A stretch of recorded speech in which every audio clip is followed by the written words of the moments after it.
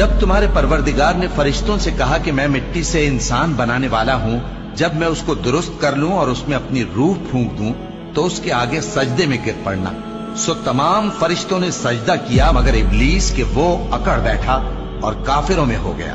اللہ نے فرمایا کہ اے ابلیس، جس شخص کو میں نے اپنے ہاتھوں سے بنایا اس کے آگے سجدہ کرنے سے تجھے کس چیز نے منع کیا؟ کیا تو غرور میں آ گیا یا اونچے درجے والوں میں تھا؟ بولا کہ میں اس سے بہتر ہوں کہ تو نے مجھ کو آگ سے پیدا کیا اور اسے مٹی سے بنایا۔ فرمایا بس یہاں سے نکل جا، تو مردود ہے اور تجھ پر قیامت کے دن تک میری لعنت پڑتی رہے گی۔ کہنے لگا کہ میرے پروردگار، اچھا تو مجھے اس روز تک کہ لوگ اٹھائے جائیں مہلت دے۔ فرمایا کہ تجھ کو مہلت دی جاتی ہے اس روز تک جس کا وقت مقرر ہے۔